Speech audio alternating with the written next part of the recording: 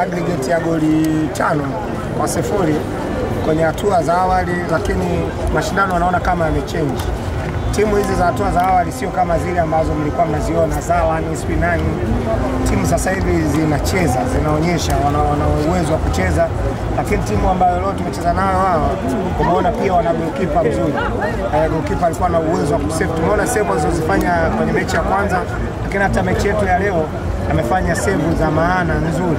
Kwa hiyo tunaamini namna ambavyo mashindano yameanza na uelekeo huko tunakoelekea, mashindano tunaelekea kwenye nafasi ngumu zaidi kuliko ambavyo mechi imekuwa ya kwanza. Kwa hiyo naamini mashabiki wa Young Africans wanapaswa kupokea, lakini usapoti wa kuja kushangilia timu ndio jambo kubwa zaidi, kwa sababu kama mmeona second half mashabiki wa Yanga walinyanyuka wakahitaji matokeo na wachezaji wakatogea matokeo.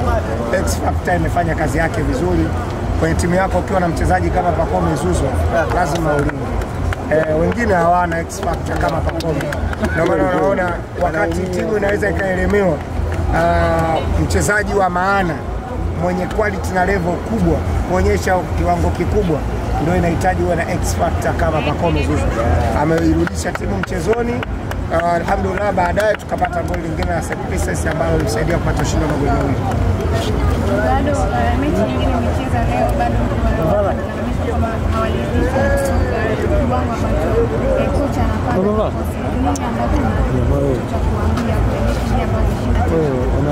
Mimi kwangu mwalimu ni mpya na inawezekana na mbinu zake ambazo wachezaji labda bado hawajazipokea vizuri. Naamini kwenye time kama watu watakuwa wanakosa suda, basi hilo liko chini ya uongozi, lakini kwangu naamini ni kocha mzuri. Falsafa yake ambayo anataka kuingiza kwenye timu ni falsafa ya makombe ambayo utacheza na timu kubwa itakulipa.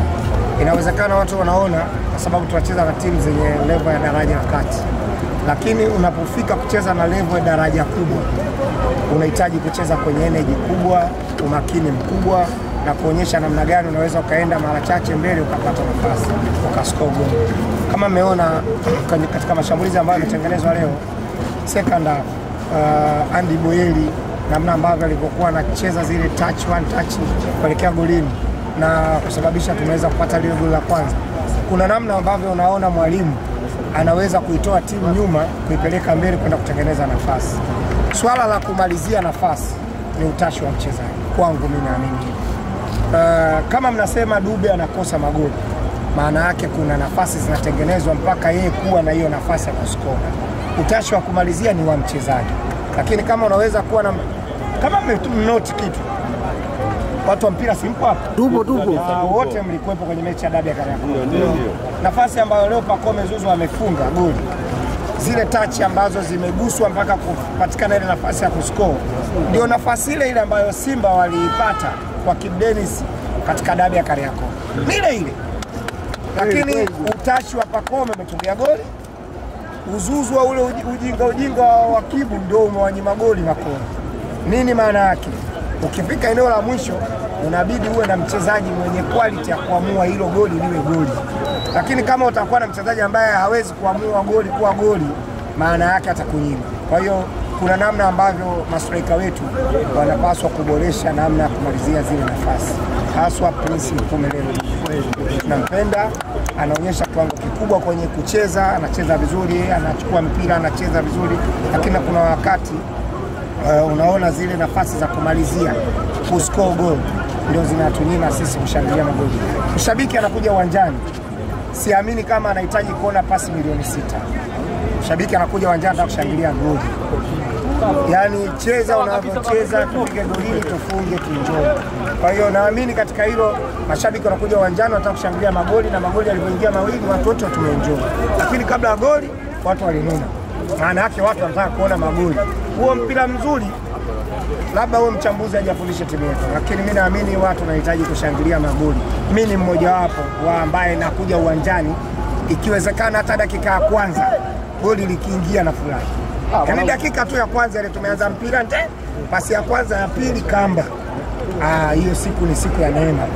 Tunashangilia magoli sio vitu vingine. Ndio.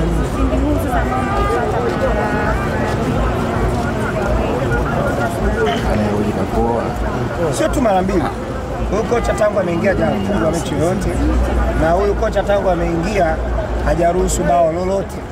Ile labda tulijifunga Kiga, lakini mimi sijaona timu pinzani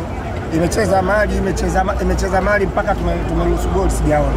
Na mnaweza mkasema labda tumecheza na timu za kawaida, lakini ndani yake Simba yumo na bado hatujaruhusu bao lolote. Sio, umeelewa? Yaani bado kocha ambaye amefundisha mpaka leo unaona kabisa timu haijaruhusu kufungwa goli wala kupoteza mechi. Why mimi nuni? Yaani nanuni yani. Ni mwendelezo. Naamini hata Mbeya tunaenda tutarudi na ushindi mzuri. Ni issue ya hiyo ya kutaka kuona aina ya ufungaji ni utashi wa mastriker. Napenda kupeleka ombi langu kwenye striking force ya Yanga. Nafasi ikipatikana itumike vizuri. Yaani tusitake kupata nafasi 10 katika mchezo mmoja ndio tuscore goli. Inawezekana kuna mechi kubwa tukacheza tukapata nafasi moja na ikahitaji hiyo ya mwe mechi. Kwa hiyo ni kuongea tu na striking force yetu vizuri. Leo umeona kitu gani kimekea? Wangu mimi mkubwa na ukubali. Kwa nini? Kwanza Roman Folz amekuja kuwafundisha makocha jinsi ya kutengeneza timu. Umeelewa? Kuna wachezaji vijana. Simba wamewahi kucheza, walikuwa na wachezaji Shabalala na Kapombe. Kuna kipindi walikuwa wameshuka kiwango. Niambie walivyokuwa wana struggle. Pale ni kwa sababu walikuwa hawana kocha kama Roman Folz wa kutengeneza kikosi atakayekuwa anaanza na anayeingia wawe na kiwango kimoja, au kama watakuwa hawalingani kiwango basi aje abadilishe kitu kwamba mimi anisaidie.